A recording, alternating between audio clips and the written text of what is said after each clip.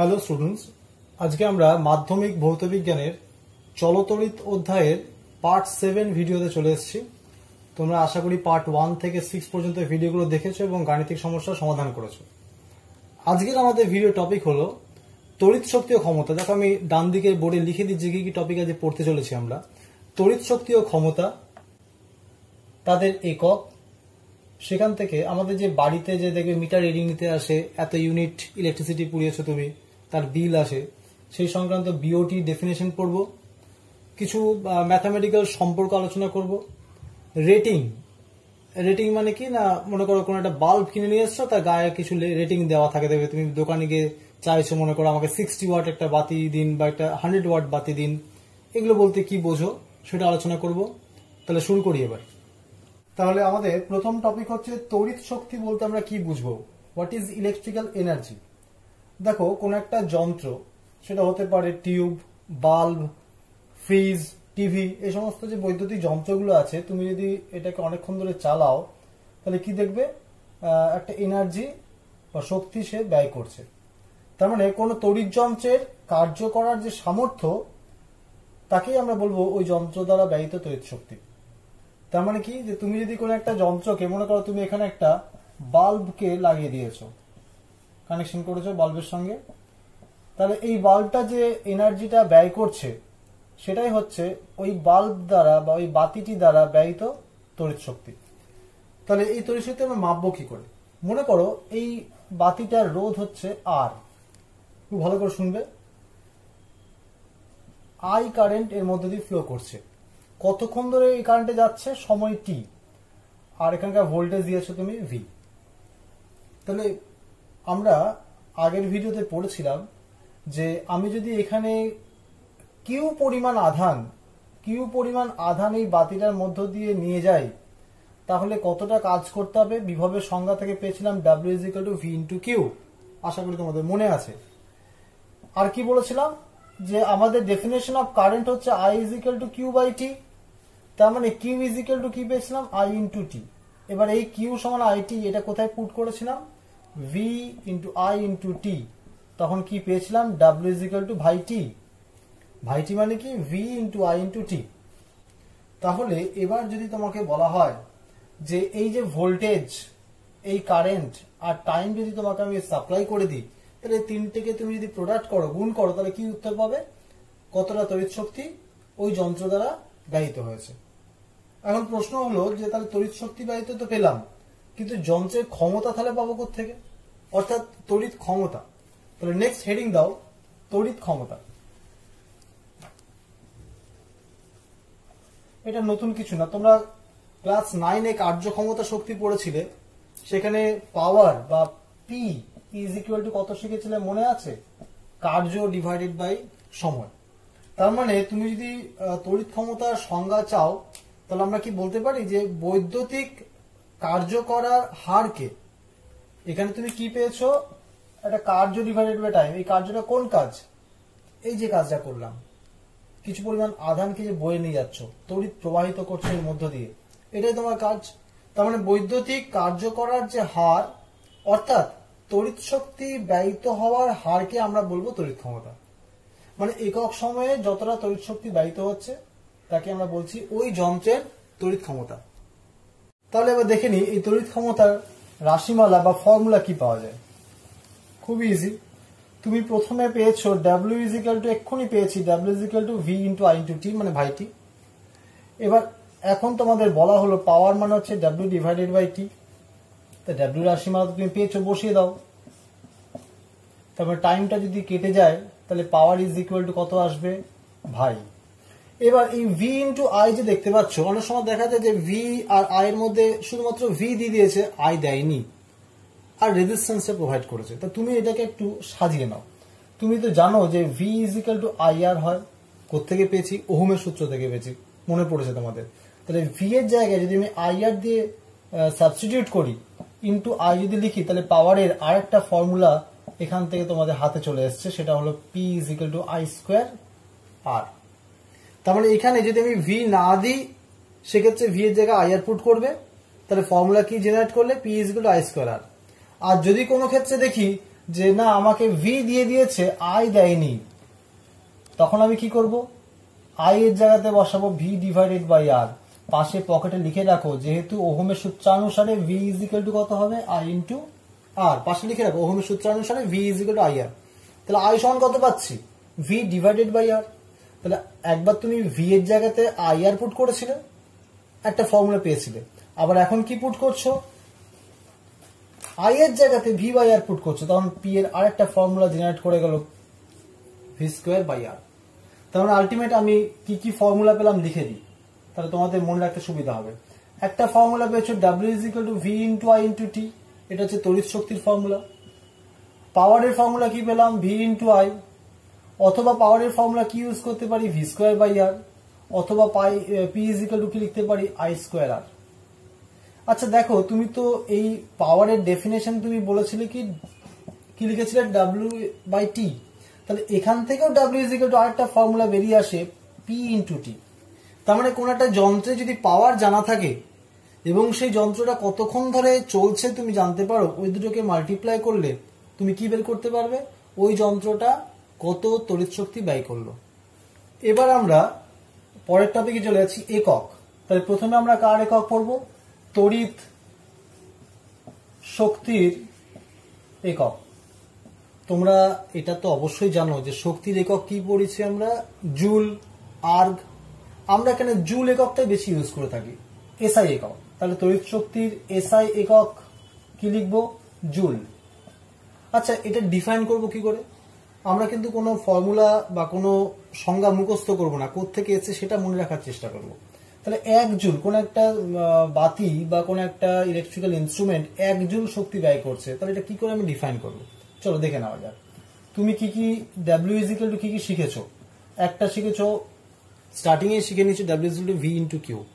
তুমি এইখানে ডাব্লিউ একক 1 জুল কি করে পাবে না, এটা যদি 1 ভোল্ট হয় আর কিউ যদি হয় 1 কুলম, তার মানে আমি বলতে পারি 1 কুলম আধানকে 1 ভোল্ট বিভব পার্থক্যের মধ্য দিয়ে নিয়ে যেতে যে পরিমাণ তড়িৎ শক্তি ব্যয়িত হয় তার মান হচ্ছে 1 জুল। আবার বলছি, 1 কুলম তড়িৎ আধানকে 1 ভোল্ট বিভব পার্থক্যের মধ্য দিয়ে নিয়ে যেতে যে পরিমাণ তড়িৎ শক্তি ব্যয়িত হয় তার পরিমাণকে আমরা বলবো 1 জুল। এটা একটা সংজ্ঞা হলো। এটাকে তুমি আরো একটা আকারে প্রকাশ করতে পারো। কিছুক্ষণ আগে আবার বলেছি ডাব্লিউ ইজ ইকুয়াল টু ভাই টি, ভি ইন্টু আই ইন্টু টি। আচ্ছা চিন্তা করে দেখো তো, এইটা যদি 1 জুল হয় তাহলে এসআই তে এই ভি মানে তো 1 ভোল্ট, আই মানে কি, আই মানে তো 1 অ্যাম্পিয়ার, আর টি মানে কি 1 সেকেন্ড। তাহলে দেখো আমি এটাকে আরেকবার ডিফাইন করছি। তুমি তো এখানে একটা বৈদ্যুতিক বাতি নিয়েছিলে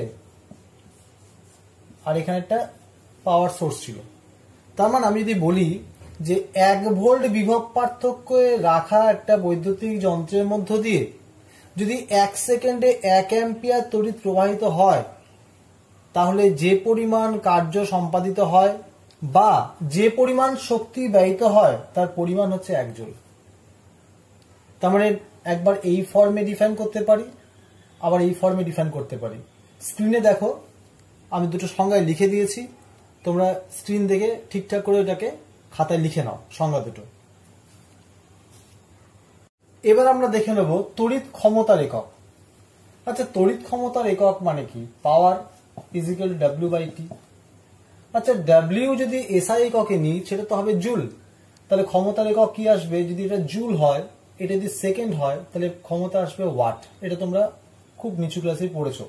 তার মানে উত্তরটা কি হলো, ওয়াট বলতে পারি, অথবা কি বলতে পারি, জুল পার সেকেন্ড। ওই জুল পার সেকেন্ডকে আমরা কি বলি, ওয়াট বলি। তাহলে এটা ডিফাইন করব কি করে, খুব ইজি। যদি কোনো বৈদ্যুতিক যন্ত্র 1 সেকেন্ডে 1 জুল কার্য সম্পন্ন করে, তবে সেই বৈদ্যুতিক যন্ত্রের ক্ষমতাকে আমরা কি বলবো, 1 ওয়াট। আমি একবার লিখে দেখাচ্ছি, এটা আমরা ডাব্লিউ দিয়ে প্রকাশ করি, অনেকে ছোট হাতে ডাব্লিউ এটিটি 1 ওয়াট ছোট হাতে কিন্তু is equal to 1 joule divided by 1 second. তার মানে কি বললাম আরেকবার শোনো, যদি কোনো বৈদ্যুতিক যন্ত্র 1 সেকেন্ডে 1 জুল শক্তি ব্যয়িত করে বা শক্তি ব্যয় করে, তবে ওই বৈদ্যুতিক যন্ত্রটির ক্ষমতা 1 ওয়াট বলা হবে। এই ডেফিনেশন তোমরা আগেও পড়েছো। আচ্ছা, যদি বলি 1 কিলোওয়াট, তাহলে এই ডেফিনেশনে কি দেবো? তাহলে এটা কত হবে? 1 কিলো জুল হয়ে যাবে, এটা হবে 1 সেকেন্ড। তার মানে 1 কিলোওয়াট ক্ষমতা, তাহলে কি বলবো? তাহলে 1 কিলোওয়াট ক্ষমতা বলতে যদি জিজ্ঞেস করা, তুমি কি উত্তর দেবে? না, যদি কোনো বৈদ্যুতিক যন্ত্র 1 সেকেন্ড সময়ে 1 কিলো জুল শক্তি ব্যয় করে, মানে তড়িৎ শক্তি ব্যয় করে, তবে সেই বৈদ্যুতিক যন্ত্রের ক্ষমতাকে আমরা কি বলবো? 1 কিলোওয়াট। আশা করি দুটো সংজ্ঞা খুব একটা মুখস্থ করা দরকার নেই, নিজেরাই বানিয়ে লিখতে পারবে। এবার যদি বলে তোমাকে যে 1 কিলোওয়াট আর 1 ওয়াটের সম্পর্ক কি, তুমি তাহলে কি লিখবে? এটাও খুব ইজি।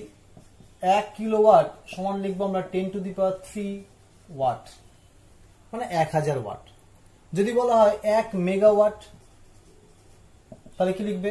1 মেগাওয়াট মানে 10⁶ ওয়াট। এগুলো কিন্তু ক্ষমতার একটু বড় একক, এটা তোমাদের কিন্তু মনে রাখতে হবে। আরেকটাও লিখে রাখতে পারো 1 গিগাওয়াট, সেটা হচ্ছে 10⁹ ওয়াট। তাহলে 1 কিলোওয়াট মানে 10⁻³ ওয়াট, 1 মেগাওয়াট মানে 10⁶ ওয়াট, আর 1 গিগাওয়াট সেটা হচ্ছে 10⁹ ওয়াট। তাহলে এইগুলো হচ্ছে ক্ষমতার বড় বড় ইউনিট। এবার আমরা একটু জেনে নেব তড়িৎ শক্তি প্রচলিত বা ব্যবহারিক একক কোনগুলো। মানে আমাদের যে ইলেকট্রিক্যাল বিল আসে, ইলেকট্রিক বিলে আমাদের তো একটা ইউনিট দেওয়া থাকে না, যে এত ইউনিট তুমি ইলেকট্রিক কারেন্ট পুড়িয়েছো তাই তোমার এত টাকা বিল দিতে হবে। তার মানে তুমি তো এনার্জি কনজিউম করেছো, ওই কনজামশনটা আমরা কি এককে প্রকাশ করব? চলো দেখে নেওয়া যাক। ফার্স্টে বলি এককটা কোত্থেকে আসবে। তুমি শিখলে P = W/T। তাহলে W = কি শিখেছো? P × T। এবার এই W যে P × T, তার মানে কোন একটা ক্ষমতা যদি আমার জানা থাকে, যে কোন একটা যন্ত্র ইউজ করছে, একটা বাল্ব, একটা ফ্রিজ, একটা টিভি, একটা পাখা ইউজ করছি মনে করো, তাহলে তাদের তো একটা ক্ষমতা থাকে, যে একটা 40 ওয়াটের বাতি, একটা মনে করো 60 ওয়াটের টেলিভিশন। এই যে এই পাওয়ারটাকে বলছি আমরা পি। আর এটা আমরা কতক্ষণ চালাচ্ছি সেই টাইমটাকে আমরা বলছি, মানে টাইম অফ কনজামশন, সেটাকে বলছি আমরা টি। তাহলে এই কতক্ষণ ধরে ও চলছে এবং কত তার পাওয়ার, এই দুটোকে মাল্টিপ্লাই করে আমরা কি পেয়েছি? ডাব্লিউ পেয়েছি। এবার আমরা ডাব্লিউ এককগুলোকে একটু জেনে নেওয়া যাক।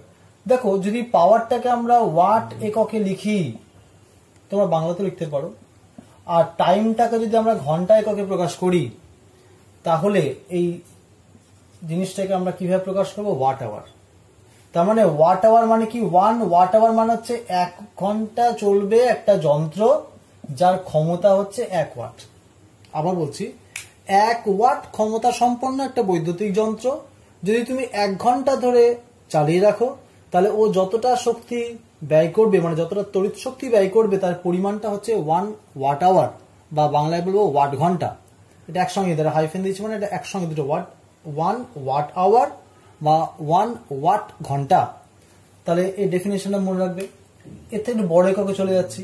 যদি ওই যন্ত্রটা ক্ষমতা হয় 1 কিলোওয়াট, তাহলে 1 কিলোওয়াট ক্ষমতা সম্পন্ন একটা যন্ত্র, সেটা তুমি চালিয়েছো মনে করো 1 ঘন্টা, তাহলে কত তড়িৎ শক্তি ব্যয় করবে?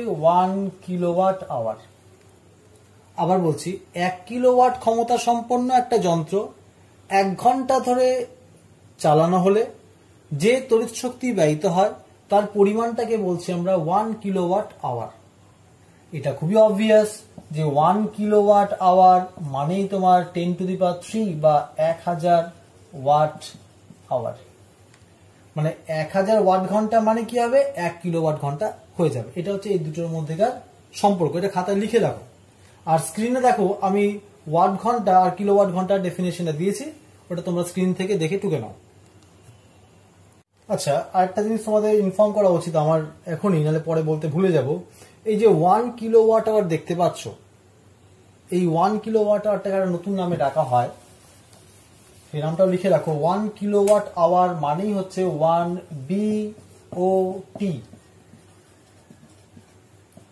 1 বিওটি মানে কি? বিওটি কথার অর্থ হচ্ছে board of trade unit, BOARD, board of trade unit.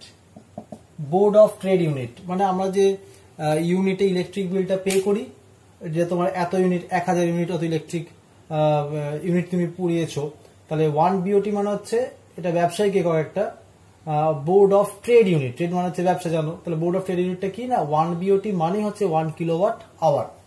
এরপর আমরা লিখেছি সম্পর্ক বের করবো। দেখো সম্পর্ক, আচ্ছা, আরেকটা কথা বলি, 1 বিওটি ডেফিনেশন চাইলে তোমরা কার ডেফিনেশন দেবে? ওই 1 কিলোওয়াট আওয়ার ডেফিনেশনটাই দেবে। মানে 1 কিলোওয়াট ক্ষমতা সম্পন্ন একটা যন্ত্র 1 ঘন্টা ধরে চালানো হলে যে পরিমাণ তড়িৎ শক্তি ব্যয়িত হয় তাকে আমরা 1 কিলোওয়াট আওয়ার বা 1 বিওটি বলবো। ওকে, এবার তোমাদের যদি প্রশ্ন দেওয়া হয় যে 1 বিওটি তুমি যে লিখছো, 1 বিওটি মানে কত জুল, হেডিং দাও 1 বিওটি সমান হাউ মাচ জুল, এই শূন্যস্থানে কি বসবে, কত হবে? আচ্ছা, 1 বিওটি মানে আমরা কি শিখেছি? 1 কিলোওয়াট আওয়ার। আচ্ছা, 1 কিলোওয়াট আওয়ার মানে আবার কি শিখলাম? 1 কিলোওয়াট ইন্টু 1 আওয়ার। আচ্ছা, 1 কিলোওয়াট মানে কত হয়? 1000 ওয়াট। আর 1 ঘন্টা মানে কত? আচ্ছা, 1 ঘন্টাটা 1 ঘন্টায় লিখলাম, তাহলে 1000 ওয়াট ঘন্টা, এটা আমরা শিখেছি। আচ্ছা, ওয়াট একটু সুন্দর করে দেখো, ওয়াট মানে তো তোমরা শিখেছো জুল পার সেকেন্ড। আর 1 ঘন্টা মানে কত? 3600 সেকেন্ড। দেখতে পাচ্ছ সেকেন্ড সেকেন্ড কেটে গেল, তাহলে কি পড়ে থাকলো? 3 6 1 2 3 4 5, 1টা 2টো 3টে 4টে 5টা এত জুল। তার মানে এটাকে তো এইভাবে এত শূন্য দিয়ে লেখা হয় না, এটা হচ্ছে 3.6 into 10 to the power 6 joule. তুমি জুল এককে কনভার্ট করলে। আর যদি মনে করো তোমাদের পরীক্ষাতে এমসিকিউ এলো যে 1 কিলোওয়াট আওয়ার মানে এত জুল, জিজ্ঞেস করতে এটা লিখবে, কোনো অসুবিধা হলো না। যদি বলে কত ক্যালোরি হবে, তুমি তো এটাও শিখেছো 3.6 10 to the power 6 joule divided by কি করবে? 4.2। এই 4.2টা কি? এটা হচ্ছে জে এর ভ্যালু হয়। আমি পরের ইউনিটে তোমরা ক্লাস 9এই পড়েছো, এটা মনে আছে, W=JH। এই জেটাকে আমরা কি বলি? তাপের যান্ত্রিক তুল্যক। এর ভ্যালু তোমরা কত পড়েছিলে? 4.2। এটাতে যদি তুমি ভাগ করো, তাহলে ভাগ করলে উত্তর আসবে 8.6। নিজেরা করে দেখতে পারো, 10 টু দি পাওয়ার 5 ক্যালোরি। যদি জুল এককে বলে তাহলে জুলে সম্পর্ক নির্ণয় করবে, যদি ক্যালোরি এককে এমসিকিউ দেয় তাহলে এটা নিজেরা করে দেখো। আর তোমরা এটা মুখস্থ করতে হবে, কিছু করার নেই, কারণ পরীক্ষাতে এত সময় পাবে না যে তুমি ক্যালকুলেটারে হিসেব করে দেখবে। তাই 1 কিলোওয়াট মানে হচ্ছে 3.6 10 টু দি পাওয়ার 6 জুল, অথবা 1 কিলোওয়াট আওয়ার সমান 8.6 into 10 to the power 5 calorie. আচ্ছা দেখো, বোর্ডে আমি একটা বাল্ব এর একটা ছবি এঁকেছি, একটা বাতির ছবি এঁকেছি, দেখে কেমন যেন লাগছে তোমাদের বুঝতে পারছি। তাও এটা হচ্ছে ফিলামেন্ট, ভেতর দিকে আছে দেখতে পাচ্ছ, এটা কানেকশন দেওয়া আছে। এখানে 220 ভোল্ট 100 ওয়াট বাতির গায়ে লিখে দেওয়া আছে। প্রশ্ন আছে পরীক্ষাতে যে কোন একটি বৈদ্যুতিক বাতির গায়ে 220 ভোল্ট 100 ওয়াট লেখার অর্থ কি? তুমি কি লিখবে?